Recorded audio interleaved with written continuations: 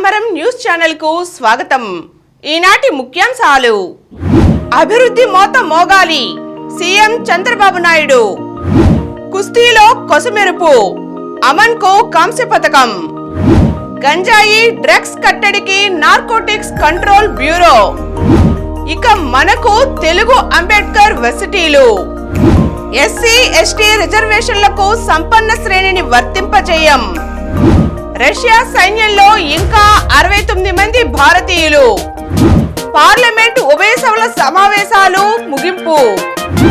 25 జిల్లాలలో జాతీయ పతాకాన్ని ఆవిష్కరించనున్న మంత్రులు।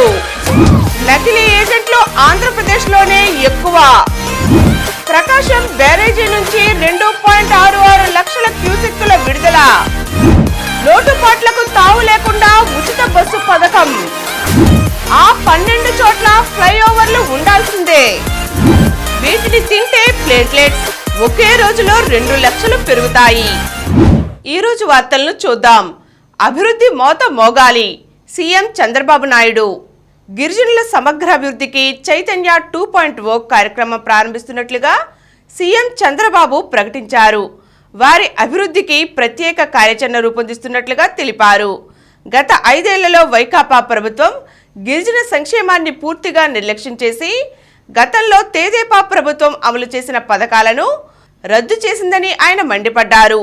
కృత్రిమ మేధ గురించి మాట్లాడుకుంటున్న ఈ రోజుల్లో డోలీలు కనిపించడం బాధాకరమని చంద్రబాబు ఆవేదన వ్యక్తం చేశారు। విజయవాడలో శుక్రవారం గిరిజన సంక్షేమ శాఖ మంత్రి గుమ్మిడి సంధ్యారాణి అధ్యక్షతన నిర్వహించిన ప్రపంచ ఆదివాసీ దినోత్సవ సభలో సీఎం పాల్గొని మాట్లాడారు। 1995 తరువాత గిరిజనాభివృద్ధి కోసం తెదేపా ప్రభుత్వంలో చైతన్యం 1 పెట్టాం। ఈ రోజు 2.0 ప్రారంభమైంది। పేదవాడు ఎక్కడుంటే అక్కడికే సంక్షేమ కార్యక్రమాలను తీసుకువెళ్లి వారి ఆర్థికాభివృద్ధికి తోడ్పాటును అందించడం చైతన్య 2.0 లక్ష్యమని ఆయన తెలియజేశారు। కుస్తీలో కొసమెరుపు ఆరంభం ఉత్సాహభరితం, మధ్యలో తీవ్ర నిరాశ, ముగింపులో మెరుపులు। ఇది పారిస్ ఒలింపిక్స్లో భారత్ పతక ప్రస్థానం। 5 రోజుల వ్యవధిలో 3 కాంస్యాలు సాధించాక వారం రోజుల పాటు పతకమే లేక నిరాశలో కూరుకుపోయిన అభిమానులకు చివర్లో ఉపశమనాన్ని ఇచ్చారు। 2 రోజుల వ్యవధిలో భారత్ ఖాతాలో 3వ పతకం చేరింది। గురువారం నీరజ్ చోప్రా రజతం, హాకీ జట్టు కాంస్యం సాధిస్తే తర్వాతి రోజు రెజ్లర్ అమన్ సెహ్రావత్ కంచు పతకం గెలిచాడు। సెమీస్లో ప్రత్యర్థి ముందు నిలవలేకపోయిన అమన్ కాంస్యపూర్లో మాత్రం పట్టు వదలకుండా పోరాడి పతకం చేజిక్కించుకున్నాడు।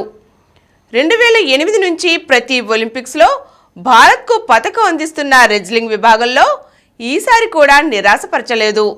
పోటీల చివరి రోజైన శనివారం బరిలో ఉన్న యువ రెజ్లర్ రీతికా హుడా కూడా పతకం సాధిస్తే పారిస్ ఒలింపిక్స్ను భారత్ సంతృప్తికరంగా ముగించబోతున్నట్లే। ఎస్సీ ఎస్టీ రిజర్వేషన్లకు సంపన్న శ్రేణిని వర్తింపచేయం।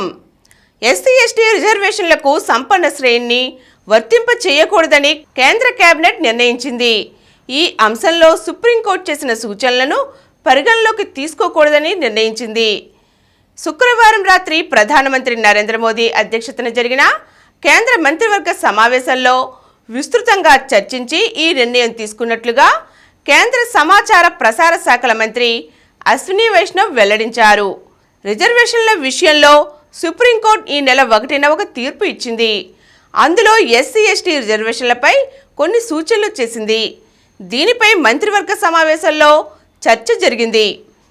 చివరకు బాబాసాహెబ్ అంబేద్కర్ రాజ్యాంగంలో స్పష్టం చేసిన విధానానికి సంపూర్ణంగా కట్టుబడి ఉండాలని కేబినెట్ తీర్మానించింది।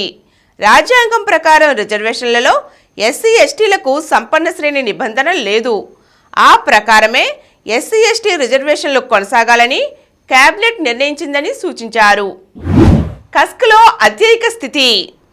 ఉక్రెయిన్ సైనికుల దాడులతో నైరుతి రష్యాలోని కస్క్ ప్రాంతంలో భీకర పరిస్థితులు నెలకొన్నాయి।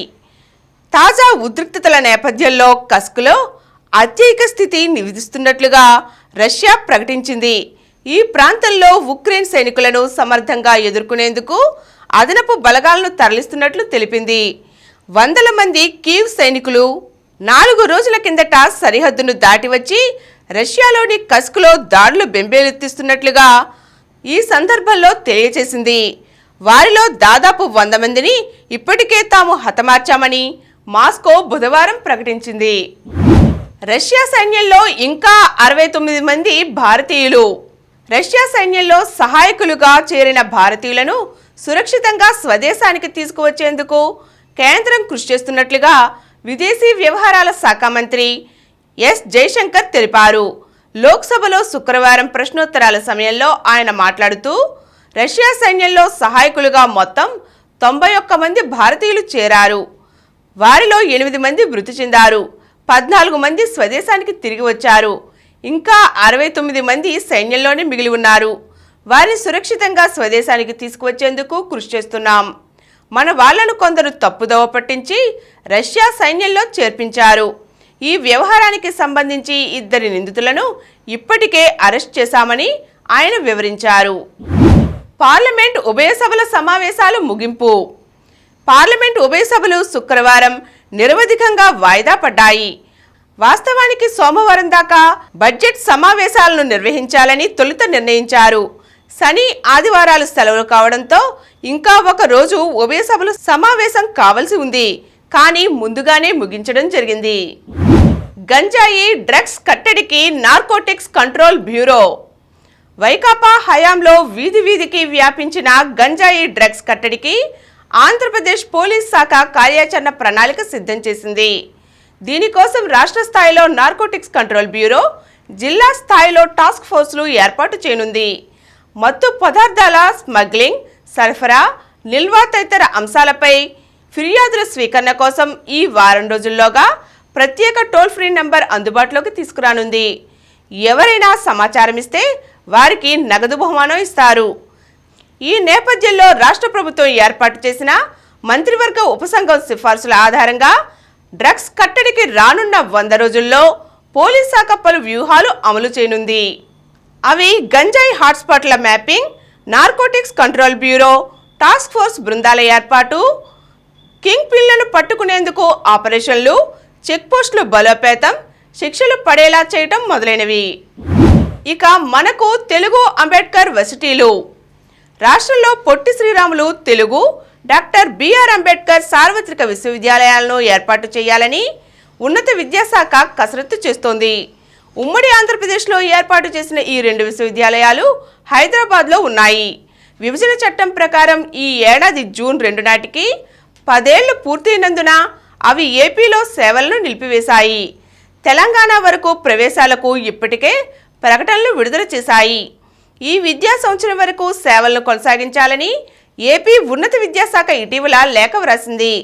దీనిపై ఇంతవరకు తెలంగాణ ప్రభుత్వం స్పందించలేదు. ఈ ఒక్క ఏడాదికి సేవలు అందించిన భవిష్యత్తులో వర్సిటీలను ఏర్పాటు చేయడం తప్పనిసరి కాబట్టి వాటి ఏర్పాటుకు చర్యలు చేపట్టింది. 2 విశ్వవిద్యాలయాల ఏర్పాటుకు ఎంత ఖర్చు అవుతుంది, మానవ వనరులు ఎంత అవసరమవుతాయి అనే వివరాలను ఉన్నత విద్యాశాఖ అంచనా వేస్తోంది. నకిలీ ఏజెంట్లు ఆంధ్రప్రదేశ్లోనే ఎక్కువ. ఉద్యోగాల పేరుతో అమాయకులను విదేశాలకు తరలించే నకిలీ ఏజెంట్లు దేశంలోనే అత్యధిక సంఖ్యలో ఆంధ్రప్రదేశ్లో ఉన్నారని, ట్రాఫికింగ్ కేసులు కూడా అత్యధికంగా ఆంధ్రప్రదేశ్లోనే నమోదవుతున్నాయని కేంద్ర విదేశాంగ శాఖ మంత్రి జయశంకర్ తెలియజేశారు. మోసపూరిత ఉద్యోగాల్లో చిక్కుకున్న బాధితులను కేంద్ర విదేశాంగ మంత్రిత్వ శాఖ సహాయంతో ఏపీ మంత్రి లోకేష్ భారత్కు తిరిగి రప్పించిన విషయాన్ని శుక్రవారం పార్లమెంట్ సమావేశాలలో ప్రశ్నోత్తరాల సమయంలో ఒంగోలు తెదేపా ఎంపీ మాగుంట శ్రీనివాసులరెడ్డి గుర్తు చేశారు. ఈ విషయంలో కేంద్ర రాష్ట్ర ప్రభుత్వాలు కలిసికట్టుగా పనిచేయాల్సి ఉంటుందని, ఇది రాజకీయ అంశం కాదని జయశంకర్ తెలిపారు. ప్రకాశం బ్యారేజీ నుంచి 2.66 క్యూసెక్కుల విడుదల. ప్రకాశం బ్యారేజీకి వరద ప్రవాహం శుక్రవారం సాయంత్రానికి స్వల్పంగా తగ్గుముఖం పట్టింది. ప్రస్తుతం బ్యారేజీలో 3 టీఎంసీల నీరు నిల్వ ఉండగా జలవనరుల శాఖ అధికారులు బ్యారేజీకి సంబంధించిన అన్ని గేట్లు ఎత్తి దిగువకు 2.66 లక్షల క్యూసెక్కుల వరద వదులుతున్నారు. దాంట్లో దాదాపు సముద్రంలోకి 2.51 లక్షల క్యూసెక్కులు, పంట కాలువలకు 14,357 క్యూసెక్కులు వెళ్తోంది. 25 జిల్లాలలో జాతీయ పతాకాన్ని ఆవిష్కరించనున్న మంత్రులు. స్వాతంత్ర దినోత్సవం సందర్భంగా విజయవాడలోని ఇందిరాగాంధీ మున్సిపల్ స్టేడియంలో ముఖ్యమంత్రి చంద్రబాబు నాయుడు ఉదయం 9 గంటలకు జాతీయ పతాకాన్ని ఎగురవేయనున్నారు. ఉప ముఖ్యమంత్రి పవన్ కళ్యాణ్ కాకినాడలో, మంత్రి నారా లోకేష్ గుంటూరు జిల్లాలో మువ్వెన్నెల పతాకాన్ని ఆవిష్కరిస్తారు. జిల్లాల వారీగా ఈ వేడుకల్లో పాల్గొనే మంత్రుల జాబితాను సాధారణ పరిపాలనా శాఖ ముఖ్య కార్యదర్శి శుక్రవారం విడుదల చేశారు. తిరుపతిలో ఆనం రామనారాయణ రెడ్డి, విశాఖపట్నంలో అనగాని సత్యప్రసాద్, ఏలూరులో కొలుసు పార్థసారథి వేడుకల్లో పాల్గొంటారు. లోటుపాట్లకు తావు లేకుండా ఉచిత బస్సు పథకం. మహిళలకు ఆర్టీసీ బస్సుల్లో ఉచిత ప్రయాణం హామీ అమలుకు ఎన్డీఏ ప్రభుత్వం కసరత్ తుది దశకు చేరుకుంది. ఆర్టీసీ రవాణా శాఖలపై ఈ నెల 12న సీఎం చంద్రబాబు నిర్వహించే సమీక్షలో ఈ పథకం అమలు తేదీని ప్రకటించే అవకాశం ఉంది. ఎక్కడా లోటుపాట్లకు తావు లేకుండా పథకాన్ని పటిష్టంగా అమలు చేస్తామని విజయవాడలోని ఆర్టీసీ హౌస్లో ఆర్టీసీ రవాణా శాఖ ఉన్నతాధికారులతో రవాణా శాఖ మంత్రి మండిపల్లి రాంప్రసాద్, రవాణా శాఖ ముఖ్య కార్యదర్శి కాంతిలాల్ దండే, కమిషనర్ మనీష్ కుమార్ సిన్హా ఆర్టీసీ ఉన్నతాధికారులతో కలిసి సమావేశం నిర్ణయించారు. ఆ 12 చోట్ల ఫ్లైఓవర్లు ఉండవలసిందే.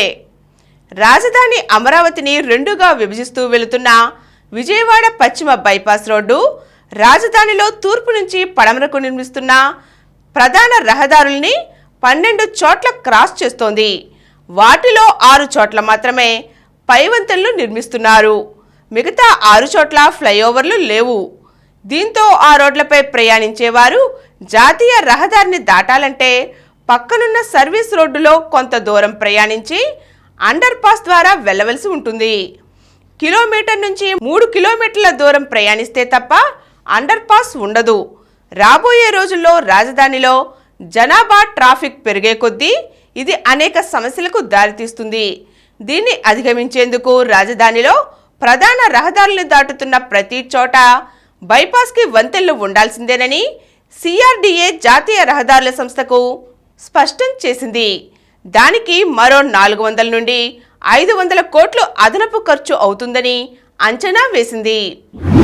వీటిని తింటే ప్లేట్లెట్స్ ఒకే రోజులో 2 లక్షలు పెరుగుతాయి. డెంగ్యూ వచ్చిన వారికి 3వ రోజు నుంచి ప్లేట్లెట్ల సంఖ్య పడిపోతుంది.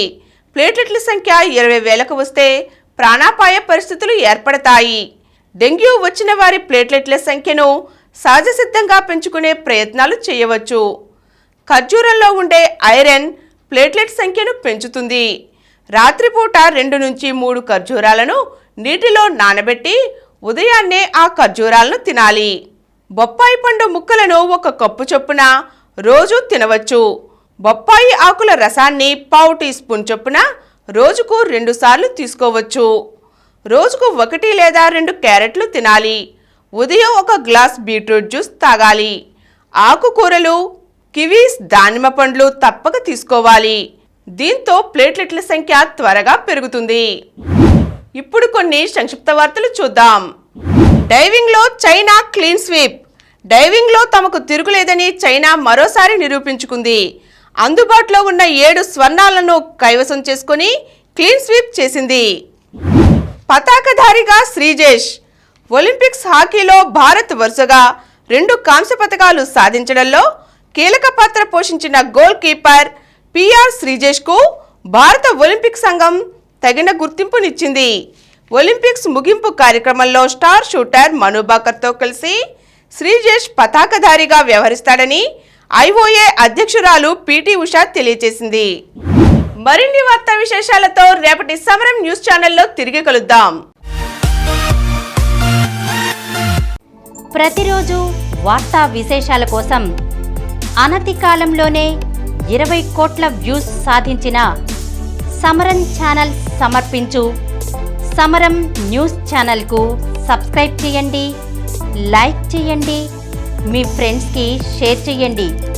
అలాగే ప్రక్కనున్న గంట సింబల్ని ప్రెస్ చేయడం మర్చిపోకండి. Please download Samaram Channels app from Google Play Store and watch your favorite channels. Click the bell icon and subscribe to the channels.